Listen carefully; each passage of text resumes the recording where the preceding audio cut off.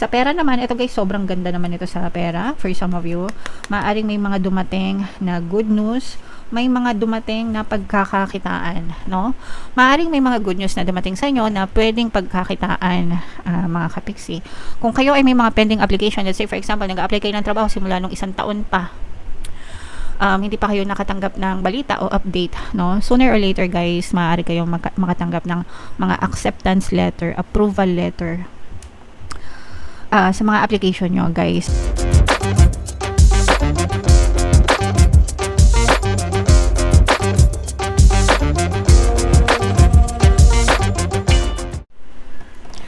Hello guys, hello Scorpio, welcome back to Pinay Pixie Tarot. Ang pamagat ng episode natin for tonight is Chinese New Year kapalaran mga kapixie para ngayong 2026. So yung ating Chinese New Year guys ay sa February 17. So ang reading na to ay magsisimula sa period na yan mga kapixie. So ito yung mga angel messages para sa inyo guys. Una, ito guys, may mga mahihiwagang bagay na nagaganap sa inyo, and for some of you parang hinahanapan nyo sila ng kasagutan as to why things are happening sa inyo, kung bakit sila nangyayari sa inyo mga kapiksi. Sometimes we find answers, sometimes hindi. And okay lang yun guys, kasi hindi naman lahat ng bagay sa buhay natin ay may kasagutan. Alright? Or hindi naman lahat ay nakikita natin yung mga kasagutan. So, kung gusto nyo mahanapin yung sagot, okay lang. Pero kung hindi nyo makita, okay lang din.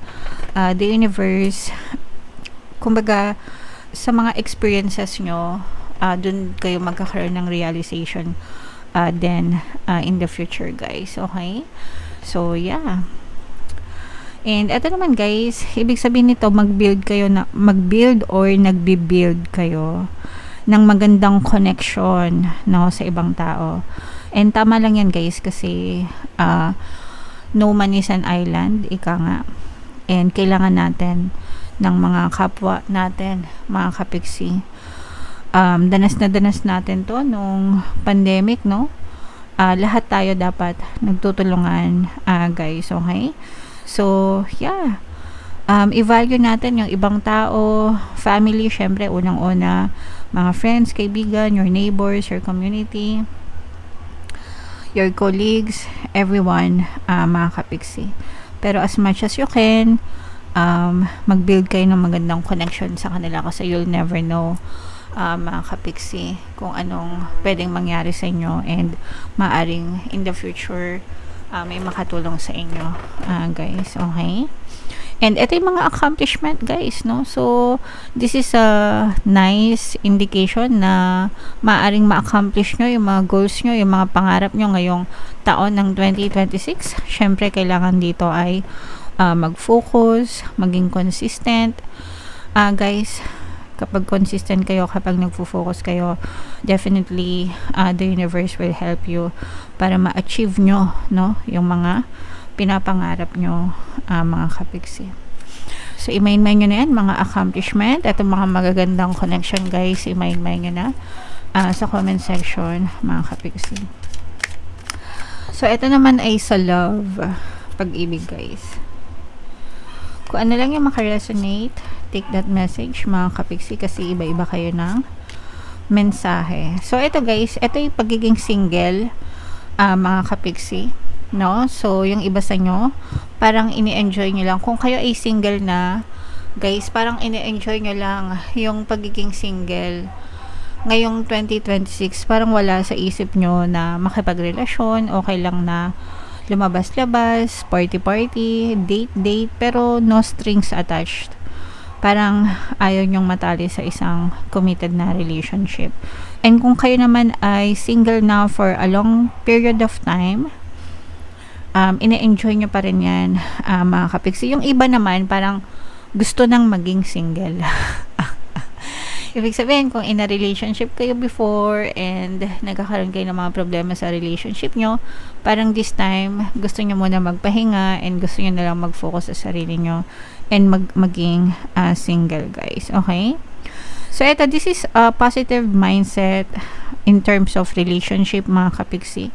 So, the more na positive yung pananaw nyo sa person nyo, sa relationship, syempre, positive din yung maaari yung ma-experience, guys. Okay? Pero kung masyado kayong nega sa relasyon, nega yung iniisip nyo about your person, syempre, yun din yung babalik sa inyo. Kaya, importante na if you are in a relationship, palagi kayo mag-keep ng positive mindset, mga kapiksi, para talagang maging maganda, maging harmonious yung relationship nyo ng iyong person. Yung iba naman, guys, talagang you're working on sa relationship, working on it, repairing, inaayos, finifix yung mga sitwasyon, kung pwede pang maayos, hanggang maaayos, inaayos, pinaglalaban pa. Okay lang yan, guys, kanya-kanya tayo ng peg sa relasyon. Yung iba sumusuko na, yung iba pinaglalaban pa. Okay lang yan, as long as masaya kayo dyan sa ginagawa nyo, kung yan talaga yung gusto nyo, okay lang, mga kapiksi. Alright? So, yan yung mga mensahe sa inyo sa pag-ibig, guys. So, shuffle natin to. Hanapin natin yung energy ng Scorpio habang sinashuffle ko to, guys. Panoorin nyo muna yung video natin regarding sa ating paano mag-manifest ng abundance video course. Kapiksi, sawa ka na ba sa mga struggles at hirap sa buhay mo? Masipag ka ba at masikap sa buhay ngunit hindi ka pa rin umaasenso? Ilang beses ka na bang nag-attempt magnegosyo at mag-invest pero palagi ka pa rin nalulugi? Sa pagkakataon na ito ay maaaring may subconscious beliefs ka na nagiging balakid sa iyong pag-unlad at pagyaman.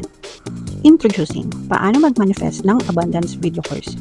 Dito ay matututunan mong ma-overcome ang mga balakid mo para tuluyan ka ng umunlad, umasenso, sumagana, maging matagumpay, successful at maswerte sa iyong kabuhayan, pera, trabaho, negosyo sa lapi at kaperahan ng bonggang-bongga.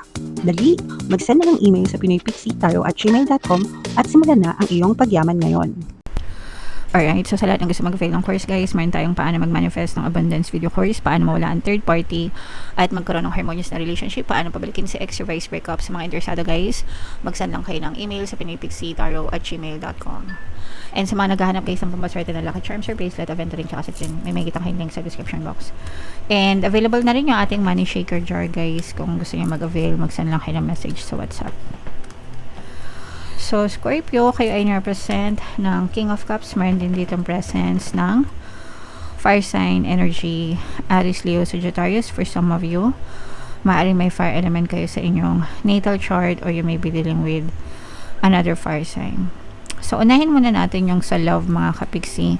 Ito, guys, no, sabi nga natin, di ba, you are working on it, you are repairing it, mga kapiksi, and maaaring magkaroon ng healing sa relationship, guys, kapag talagang pinaglaban nyo and nag-focus kayo sa, kapag pinaglalaban nyo, guys, importante itong positive na outlook, no, positive na mindset sa relationship, guys. Tinuturo ko yan dun sa aking video course, paano mawala ang third party, magkaroon ng harmonious relationship, paano pabalikin si ex.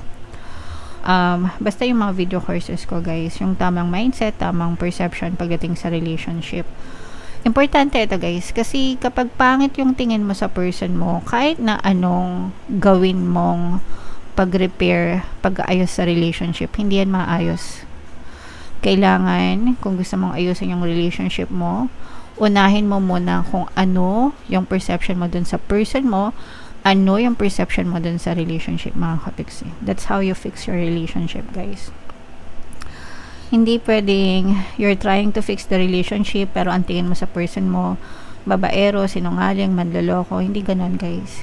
Kasi kapag ka ganon pa rin yung tingin mo sa kanya, kahit anong pag-aayos mo, walang epekto, mga kapiksi. Okay? Pero nakikita natin dito, no, na definitely, guys, may chance na maayos, mag-heal yung inyong relationship, mga kapiksi, basta mag-focus kayo dito sa pagkakaroon ng positive mindset sa relationship, guys. So, yun yung nakikita nating energy sa relasyon. Sa pera naman, ito, guys, sobrang ganda naman ito sa pera. For some of you, maaaring may mga dumating na good news, may mga dumating na pagkakakitaan, no?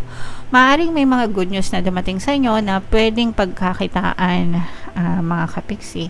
Kung kayo ay may mga pending application, let's say for example, nag-a-apply kayo ng trabaho simula nung 1 taon pa, hindi pa kayo nakatanggap ng balita o update, no? Sooner or later, guys, maaari kayong makatanggap ng mga acceptance letter, approval letter sa mga application nyo, guys. And from then on, magsisimula na mag-progress yung magandang kaperahan nyo. Ito, nakikita natin yung journey nyo sa pera. Parang ano siya, slowly but surely. Hindi mabilis yung progreso, pero meron, no? Ang importante meron, guys, no? Slow progress is still a progress, guys, no? Kesa naman sa no progress at all. Ito may progress, ito mga kapiksi. Basta patuloy lang kayo na magsikap, talagang magiging stable naman yung inyong source of income, guys. For some of you, may mga bagong idea, no, na naiisip kayo. Especially kung may negosyo kayo. Kung may negosyo kayo, guys, pwedeng nakakaisip kayo ng mga bagong produkto, bagong service, bagong marketing strategy para lalo kayong bumenta, para lalong pumaldo yung negosyo nyo. Yung iba naman, kung ngayon pa lang kayo nagbabalak magnegosyo, nakakaisip kayo ng mga magagandang idea kung anong business yung gusto nyong i-offer, mga kapiksi. Okay? So, yan. So, i-main-main nyo na yan, mga bagong negosyo, mga bagong idea, itong stable na income, healing sa relationship. By the way, guys, yung mga may sakit din. Kung may sakit kayo, mas magiging maganda yung kalusugan nyo ngayong taon ng 2026, guys. Pero, syempre, pagdating sa health, wag kayong magdepende sa tarot, guys. Palaging kumonsulta sa mga manggagamot, mga kapiksi. And eto, guys, no, sa negative, mga kapiksi, yung iba sa nyo na stuck pa kayo sa past nyo, so kailangan nyong i-release to, kailangan nyong i-let go, guys. Kung meron kayong mga hinanakit, hinaing ng nakaraan, yung mga nangyari sa inyo noong 2025 pa, kailangan nyo na silang i-let go or i-release. Otherwise, dala-dala nyo pa ito ngayong taon. Maaari pa kayong magdusa dahil dito. So, you have to let go, mga disappointment, frustrations, ganyan, para you have to move on. You have to move forward. Otherwise, may stuck kayo, mga kapiksi. Okay? Alright. And ito yung mga brand new beginnings. Sabi ko nga sa inyo, guys, diba? May mga brand new beginnings. Ito yung mga magagandang opportunities, guys, no, na dadating sa inyo para mas lalong maging malakas, matatag ang inyong pamumuhay, mga kapiksi. So, kapag may opportunities na dumadating, guys, sabi ko nga sa inyo, sinasagot yung mga dasal nyo. Okay? And you will have a better life this time. And sa relationship, again, guys, no, ito yung brand new beginning talaga sa relationship. Nafi-fix yung mga issues nyo sa relasyon. Asan na ba yun? Ito. Mafi-fix yan, mga kapiksi. Basta sundin nyo lang yung sinabi ko na kailangan positive mindset palagi pagdating sa relasyon. Kapag palagi nyo iniisip na sinungaling, manduloko ang person nyo, hindi yan maayos. Bala kayo. So, kailangan ayusin nyo yung mindset nyo about your person. Okay? Alright. So, yeah.